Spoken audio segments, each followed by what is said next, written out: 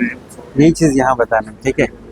मेरे साथ इस वक्त मौजूद है उस जंग के मैदान से वापस आए 3 योद्धा, जहाँ नेक्स्ट ईयर आपको लड़ने जाना है। आप सभी को, आप क्लास 12th में हैं, नेक्स्ट ईयर आपको वहाँ जाना है। और कहते हैं कि जंग के मैदान से जब कोई वापस आता है तो उसका एक्सपीरियंस सबसे ज़्यादा बड़ा होता है।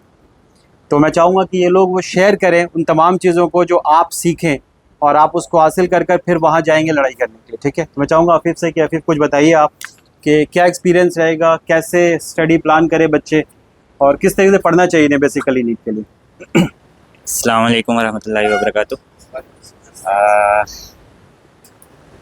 तैयारी के लिए तो अभी हम लोग खुद ही नहीं समझ में आ रहा है कि क्या ही बताएं कि हम लोग तो खुद इस तरह के लिए पेपर के लिए तैयारी करके गए नहीं थे। तो लेकिन ऐसा नहीं है कि इस तरह का पेपर आया नहीं है नीट के लिए, पहले आया करता था और हमने उसे नज़रअंदाज कर दिया था कि ऐसा हो नहीं सकता। तो ये हमारी एक गलती थी जिसे अवॉइड करना चाहिए। मतलब सब चीज़ के लिए प्रिपेयर, मतलब बुरे से बुरे कंडीशन के लिए प्रिपेयर रह के जाना चाहिए था हमें।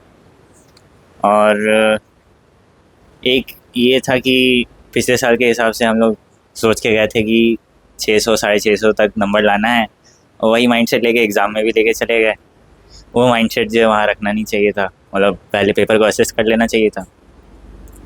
इस चक्कर में भी जो है कई सारी जो है इसलिए मिस्टेक्स हो गई हैं जो अवॉइड कर सकते थे।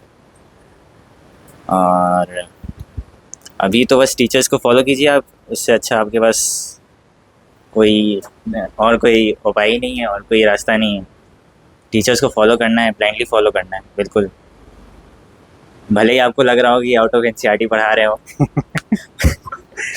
भले ही लग रहा हो कि हम लोग के लेवल ही का नहीं है, लेकिन किसी को मालूम नहीं है कैसा पेपर आ जाएगा, सिर्फ अल्लाह को मालूम है। तो हम लोग तो कुछ कर नहीं सकते, उसके लिए तैयारी करना है बस। तो कीजिए और बस अपने आप को काम रखने की कोशिश कीजिए। पेपर के टाइम में सबसे बड़ा जो वही फैक्टर है जो आपकी सिली मिस्टेक्स को भी कम कर देगा या बढ़ा देगा, जैसा आपका माइंडसेट रहेगा उस पर डिपेंड करेगा।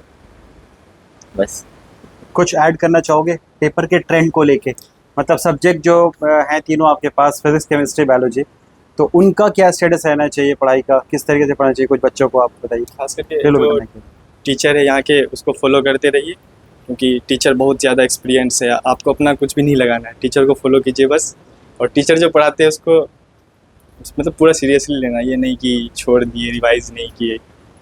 खास करके ज़्यादातर बच्चे वही करते, गलतियाँ नहीं करना है। और आपको टाइम एफिशिएंट, मतलब जितना कम टाइम में पेपर कर सकते हो उतना करना है, क्योंकि एनटीए में वैसा हुआ है कि प्राइवेट वाले जितने भी स्टाफ थे सब हटा दिए गए, most of the staff government वाले आ गए। तो गवर्नमेंट वाले स्टाफ का ऐसा है कि वहाँ पे वो लोग सिग्नेचर से लेके थंब इम्प्रेशन के लिए भी टाइम बहुत ज़्यादा लेते हैं, बहुत ज़्यादा। जैसे कि इस बार 10 से 30 मिनट के आसपास तो वो लोग बस ओएमआर भरने के लिए ले लिए थे, ओएमआर के लिए, तो वो टाइम खाएंगे आपका, ठीक है। इसके बाद वही आपको टाइम एफिशिएंसी पे ध्यान देना है। Thank you. देखो एक चीज़ तुम्हें कुछ इंक्लूड करो, लो कुछ अपना एक्सपीरियंस शेयर करो, चलो आओ।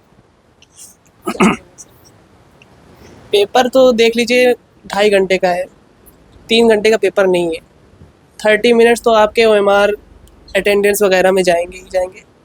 आपको लेके चलना है 2.5 घंटे में कैसे भी करके कंप्लीट करना है पेपर।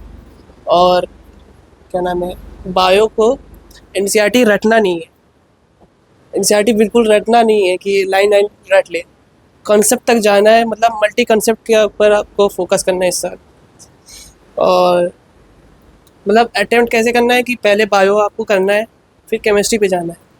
पहले इजी करना है जो आपको आता है, फिर केमिस्ट्री पे जाना है, फिर अगर आपको देखिए फिज़िक्स पे जाइए, अगर आपको बहुत ज़्यादा मतलब लग रहा है कि बहुत हार्ड है, मतलब नहीं हो पाएगा, तो फिर बायो पे जाइए, फिर जो आपको डिफ़िकल्ट लगता है उसको अटेम्प्ट करिए, फिर केमिस्ट्री पे जाइए, ऐसे जाइए।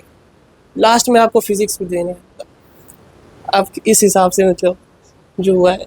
ठीक है, बेहतरीन। देखो मैं एक ही चीज़ ऐड करूँगा यहाँ पे बेटा, तुम्हारा काम सिर्फ पढ़ाई करना है, ट्रेंड को फॉलो नहीं करना, क्लियर है। तुम ट्रेंड के चक्कर में मत रहो, ट्रेंड के लिए फैकल्टी होती है, वो ट्रेंड सेट करती है पेपर का कि पेपर कैसा आने वाला है। तुम्हारा एक ही चीज़ होना चाहिए एम कि तुम्हें पढ़ाई करनी है, जो ये बच्चे भी तुम्हें बार बार कह रहे हैं, ठीक है। तुझे काशिफ कुछ ऐड करेंगे यहाँ पे? अरे बोलो बेटा, कुछ एक्सपीरियंस बताओ अपना। अस्सलाम वालेकुम। हम तो यही कहेंगे जो कुमार साहब बताते थे कि एग्ज़ाम प्रिपरेशन और सब्जेक्ट प्रिपरेशन में फ़र्क होता है, तो वही करना चाहिए। पेपर तो कैसा भी आ सकता है, लेकिन जब जब आप सब्जेक्ट प्रिपरेशन करेंगे तो आप सब पढ़ेंगे, जो एनसीईआरटी में है और जो उसके जो पेरीफेरी में है। तो हमेशा तैयारी पेरीफेरी को लेकर चलनी चाहिए। हो सकता है एग्ज़ाम लास्ट इससे ज़्यादा टफ आ जाए, तो कम से कम आप तो निकल जाओ। हम तो बस इतना ही कहना चाहेंगे।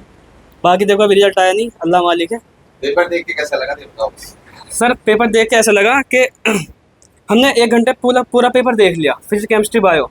हमको लगा अगर हम फिजिक्स पे गए तो कैम और बायो कॉम्प्रोमाइज़ करना पड़ जाएगा। अब सर एक सब्जेक्ट के चक्कर में 3 सब्जेक्ट को कॉम्प्रोमाइज़ नहीं कर सकते, तो हमने फिजिक्स को कॉम्प्रोमाइज़ किया। दिमाग चल रहा था। हाँ सर। आपने अगर अपने नर्व्स पे कंट्रोल कर लिया, यही कहा। Yes sir. जब इनका लास्ट टेस्ट सीरीज का पेपर था, कोई था last test series? Last paper देना आया था कोई आपने? कोई नहीं आया, सब चले गए। लास्ट पेपर में मैंने सब बच्चों से कहा, जामिया की हिस्ट्री में ये हुआ है कि जामिया का जो डिप्लोमा का पेपर आता है वो 10th के बेस पे आता है, उसमें 9, 10th मैथ साइंस आता है। लेकिन एक साल 10th की जगह 12th का सिलेबस आया, लेकिन पेपर आ गया गलत। अब आप कंप्लेन नहीं कर सकते, या तो बाद में आप कोर्ट जाते रहे, अब तो आपको पेपर अटेम्प्ट करना। तो हमारे स्टडी पॉइंट का जो कोचिंग सेंटर का टॉपर बच्चा था, उसके क्या हो रहा था, 5 या 6 या 10 या 11 क्वेश्चन बन रहे थे, उसने सारी फिल कर दी। 170 क्वेश्चन होते थे, 70 पे सिलेक्शन होता था। फुल 170 का 170। सर कोई तो तुक्का लगेगा, ये मेरा तो होगा ही 10-11 में। बाहर आके पता चला जब रिजल्ट आया, सिर्फ 3 क्वेश्चन 12 नंबर पे सिलेक्शन हुआ था उस साल। कितने में? 170 में से जिसने 3 सही किए उसका सिलेक्शन हो गया। एंट्रेंस का मतलब ये है ही नहीं कि पूरा करके आना है, एंट्रेंस का मतलब यही है दूसरे से एक ज्यादा करके।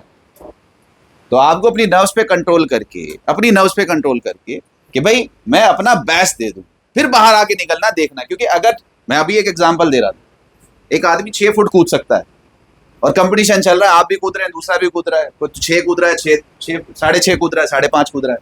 आपने रख दिया कि 12 फुट कूदना है, तो 12 फुट तो पूरी दुनिया के लिए, तो फिर मेरे लिए भी, तो मुझे उसके लिए क्या रोना, मैं तो 6 फुट पे रोऊंगा। अगर एक टफ कंपटीशन पढ़ने वाले के लिए आ रहा है तो पूरी दुनिया के लिए, उस पर नहीं रोना। उस क्वेश्चन में कंपटीशन है जो सब कर सकते हैं, जो हो सकता है। अगर आप वो छोड़ आए तो अब आप फेल है।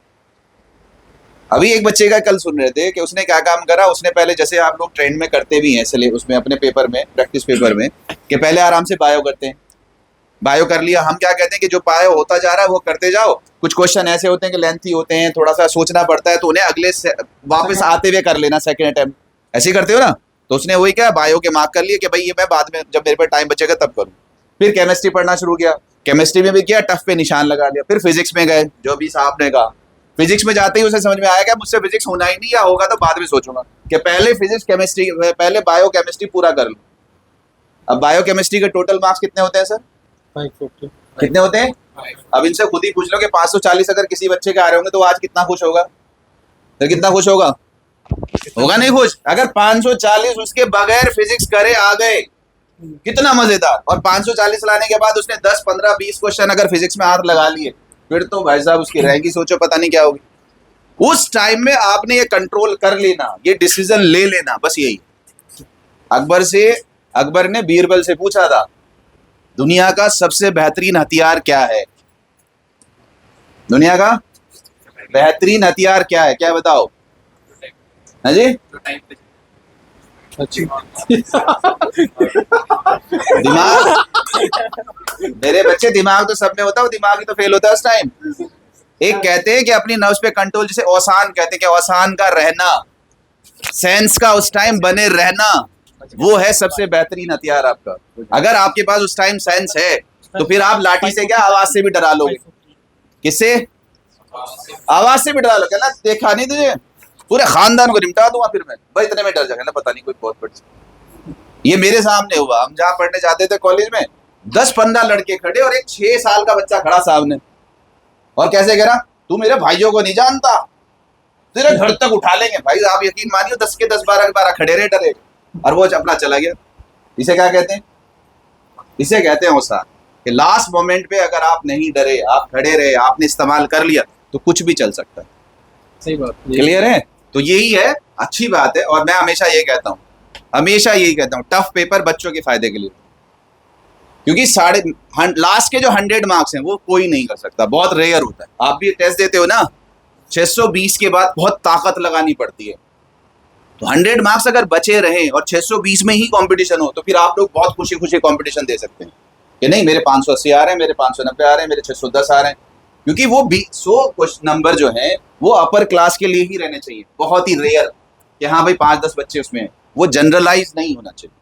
एग्जाम हमेशा 80% पे होना चाहिए, जेई हमेशा 50-60% पे खत्म हो जाता है। तो अच्छी चीज़ है, ये आप लोगों के लिए फायदेमंद चीज़ है। बस हाँ ये है कि इस पेपर ने कम से कम आपकी आंखें खोल दी होंगी। नहीं भाई, अब तो आप लोगों की खुल गई होंगी। हमारे तो जहाँ तनवीर सर ने कोई अच्छा सा क्वेश्चन, सर ये तो आउट ऑफ सिलेबस है, सर ऐसा तो क्वेश्चन आता ही नहीं, देखो कितने, देख लो तुम झुका गए। मतलब जो एक्सपीरियंस है उसका फायदा उठाओ ना। आप लोग तो जो बेस है वो पढ़ के अब सर के पीछे घूमो, सर और अच्छे क्वेश्चन कराओ ना, सर और कुछ बताओ ना, तब सर आपको वो 30, 35, 40 साल का अपना तजुर्बा सामने रख दें, बेटे ऐसे भी होता है, ऐसे भी होता है, ऐसे भी। आप मजे लो, एक भी क्वेश्चन मिल जाए तो आप कितने खुश होंगे कि पूरी दुनिया को नहीं आता, मेरे टीचर ने मुझे पढ़ाया था, मुझे आता। तब आप वाह वाह करते आओगे। अब होता क्या था, स्टूडेंट ही कहते नहीं सर ये तो आउटसोर्स, अब टीचर ये खुद आता है, अच्छा भाई ठीक है। केमिस्ट्री में जहाँ थोड़ा सा आगे गया, सर ये तो पता नहीं आपने एमएससी का पढ़ा दिया। फिजिक्स में कुछ बता दो, क्यों सर फिजिक्स में कुछ पढ़ा दो, 2 पुली आई नहीं, कहना नहीं सर अब तो पुली का क्वेश्चन ही नहीं आता। नहीं आधा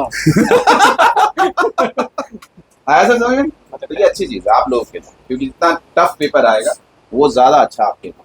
अगर कंपटीशन 500 में रह जाए, 220 हो ही ना, तो 500 में कंपटीशन होने में आप लोगों को ज़्यादा कॉन्फिडेंस है। क्योंकि मैं हमेशा कहता हूँ भाई, एक हफ्ते से सोए नहीं हो, नाश्ता किया नहीं है एग्जाम वाले दिन, सुबह 9 बजे पहुंच गए हो, पेपर 2 बजे है, 5 घंटे। किस टाइम पहुंच गए थे?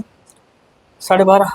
12:30। आप लोग 11 बजे, 9 बजे निकल गए होंगे। 9 बजे हमने तो कहा था 9 बजे पहुंच जाओ, बच्चे 10 बजे तक भी पहुंच गए थे, ये ठीक है थोड़ा देर से पहुंचे।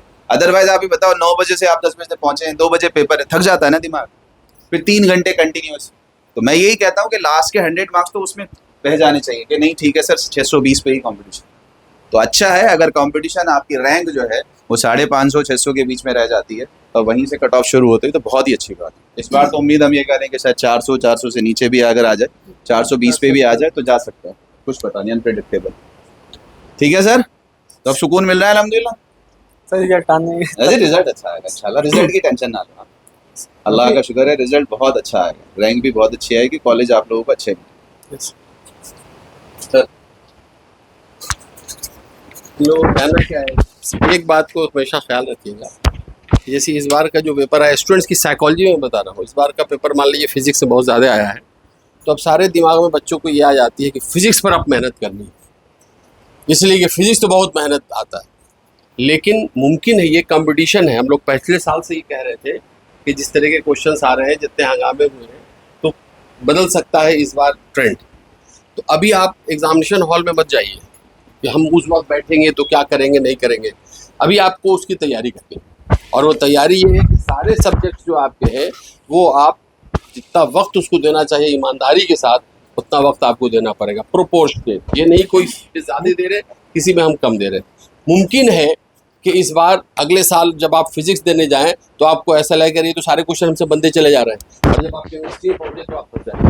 हो सकता है, ये टेस्ट है, और टेस्ट में कोई ज़रूरी नहीं है कि हर साल एक सब्जेक्ट जो है वो हो सकता है बायो आपको ऐसा मिल जाए कि अब आप परेशान हो जाइए, फिजिक्स बहुत आसान कर लिया, फिजिक्स केमिस्ट्री बहुत आसान कर लिया, बायो में कैसे। तो इस बात का ख्याल आपको रखना है अभी से, अभी आपको पढ़ाई करना है, अभी आप एग्जामिनेशन भूल जाएंगे, अभी आप अपने सब्जेक्ट पे अपना कंट्रोल कीजिए। ये मेरे बायो को हमने कंट्रोल कर लिया, केमिस्ट्री को हमने कंट्रोल किया, फिजिक्स मैंने कंट्रोल कर लिया, एग्जामिनेशन हॉल में जैसा क्वेश्चन आएगा तो फिर हम उस हिसाब से देंगे। तो ये बहुत ही इम्पोर्टेंट बात मैंने महसूस की है बच्चों के लिए कि उनको अपने हिसाब से और पढ़ाई करनी है, सब्जेक्ट मैटर को अपने अंदर बिल्कुल समझ लेना है, तो वो कोई भी सब्जेक्ट आ जाए करेंगे, ऐसा नहीं है